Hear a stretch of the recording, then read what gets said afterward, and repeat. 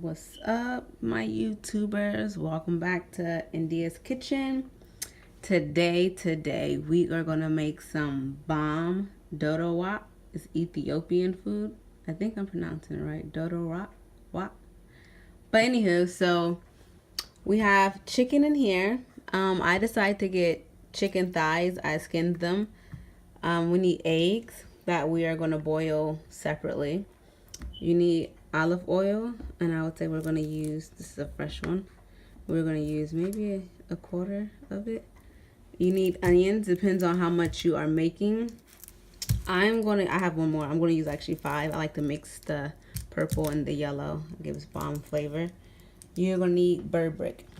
This is an Ethiopian spice, and I personally only found it at like an African grocery store. You can get spice or mild. I get hot because my family is like hot lovers. We love a spice. So this is the one we get. They are the same color though. One's just mild, one's just hot. You are going to need cardamoms. You're only going to use 5 of them. And we're just going to like open it. And you're just going to use the seeds that are in there. So you're just going to need like 5 of the whole ones, which are these. And then you're going to open it, and then we're just going to seed it. Okay, you're gonna need some salt. I would say about a tablespoon, give or take. You're gonna need kibe, and it's a spiced butter that is supposed to be in there, guys. It comes. I got this also at the African stores. I shouldn't say African. I should say Ethiopian store. And it's like a spiced butter, and it has like pepper, garlic, all type of stuff, and I really don't know. And then you're going to need garlic and ginger. Fresh garlic and fresh ginger. You need that. That is what makes it taste the bomb. And cold water. I would say this is about a half a cup. We may use more. So, yeah. These are our ingredients. Let's get started. Real quick, I want to show you guys what the spiced butter looks like, which is this one. It comes like this. You keep it in the refrigerator, of course. It's like butter. It has a smell to it, like a spicy smell. It comes just like this, like so.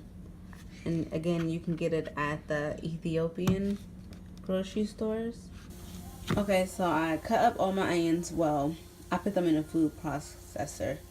I did 5 where are they, onions, and this is how they turned out. So this is like the main part to the Doro. You're gonna take this with nothing in your pan.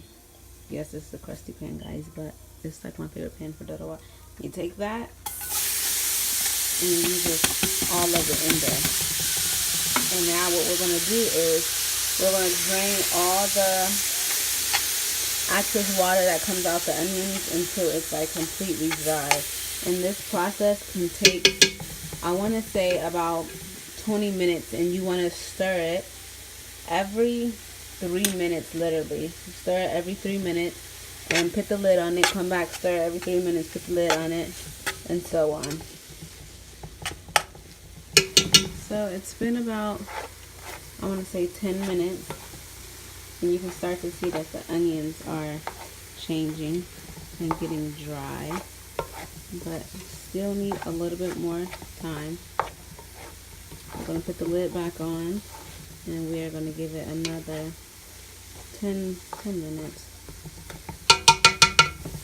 Okay, so you guys see it's just now starting to stick. That means it is ready. You see the color has changed on it. And this is a very important process. You have to dry it out, or I promise you, you ain't gonna have no good Doro. So our next step is we're gonna take this olive oil, and we are gonna cook just the olive oil and the onions for about 20 minutes. And this is 54 milliliters. So let's see how much we're going to use out of this bottle. I'm really not good with measurement. I don't measure really nothing. That's the bad part. I kind of just eyeball it. Let's see, stir that up real fast. Need some more. And your heat has to be on, I would say low. A nice low. Alright, so let me get all that and make sure we mix it up. And you want to make sure you use enough olive oil, or like in the middle of like cooking it, it was going to start to stick, and then you're going to recognize, oh dang, I didn't use enough olive oil. And then if that happens, what I usually do is I just add a little bit more olive oil in it. Okay, that's enough. So we're going to cover this and continue to stir it every 3 minutes. You still have to stir. And we're going to cover it and cook it for just this with another, let's say another 20 minutes and still stir it. So let's check and see how it'll go. I'm just going to let the steam kind of fade away. So it's looking good. It's not sticking, which that is like one of the key. It only been about 10 minutes, so I'm going to still let it go for about another 10 minutes. But real fast, we're just going to add some salt. Not too much, because you don't want it salty. So I would say about 4 pinches of salt, and I'm going to give that a quick stir. Make sure you mix it up really well. And we're going to put the top back on and let it cook for another 10 minutes. Yes, yeah. Okay, so it's been cooking with the olive oil now for about 20 minutes, I would say. And now what we're going to do is we're going to add in our garlic and fresh ginger and fresh garlic. And I would say I used, let's say, 6 cloves of garlic. And I used this garlic, it was just this size, not garlic, ginger, and it's like this big, and I just cut the half off and mixed it all together, I would say. But okay, so let that get up in there, get the aroma going, smelling good. Ouch, I popped myself. And I would say one thing, if you are cooking Doro wap, I will advise you to start cooking it in the morning, because it can take a while, depends on how much you are making. And I will open up some windows, because it is a very strong smell once you add in your berberk. It smells very strong. It smells yummy, but you know, it's quite strong. And now we are going to add in the berberk. Let's see how many. I would say these are what how would I use this, guys? So this is what, 1 tablespoon. So that's 1, 2, 3, 4. Okay, let's see if I can get this in there. 5. Let's just say that was 5. Let's see, we might need more, because I love to taste this flavor. It is like so good, so yummy. Yeah, I would say we need some more. This part right here, if you don't have enough olive oil, this is where it's going to start to stick at, right here in this spot.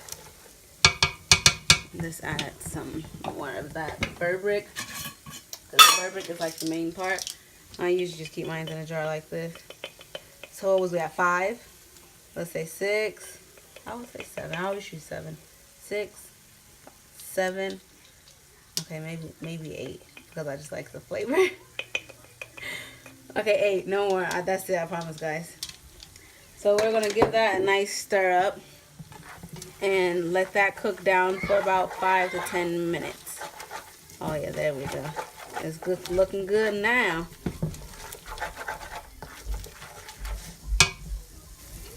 Okay, so this berberk now that we added it in, we are going to cook it on low. It has to be on low.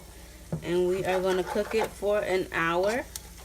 And within that hour, come in and stir it literally every 5 minutes, or it will stick and it will start to burn. So cook the berberk for an hour.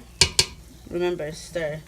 Please stir, guys. We're going to come back and check on that in like 30 minutes. But in that 30 minutes, I'm going to stir it every 5 minutes. So it's been about 30 minutes. Just let the steam move away. 30 minutes into our hour of cooking it with just the berberk in it. and it is looking wonderful. It's not sticking. That means I added enough of my olive oil in there. And remember, just continue to stir it up. We're gonna let it cook for about another 30 minutes, maybe 20. And keep stirring every 5 minutes because you don't want it to get sticky. But this is looking wonderful. Oops. So now that's been cooking for about 45 to 50 minutes. Now we are gonna add in the spice butter, the kibe. See how it went back to its natural form. I'm gonna add, I'll say about 2 tablespoons of that. And just stir this in with this. I'm gonna let that cook in there for about 10 minutes. And remember to stir, stir, and stir. Okay, so now that the kibe got in there for about a good 10 minutes, we are gonna add in 1 cup of water.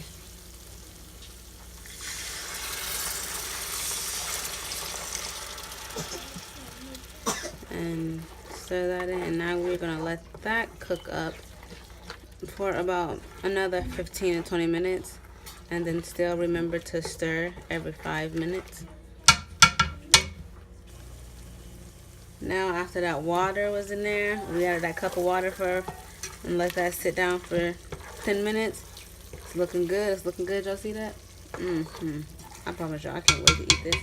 Now we are gonna add in our cardamoms, the little seeds I told y'all about. Just tap those up in there, and I crushed, I want to say about 4 of those. Stir that in there. Now we are about to add in our chicken. I told you guys I used chicken thighs. Are they called chicken thighs? Yeah, chicken thighs. You can use any part of chicken you want. Me personally, I just like to make sure it has the bone in it. I'm trying to tell y'all, the bone gives y'all chicken flavor.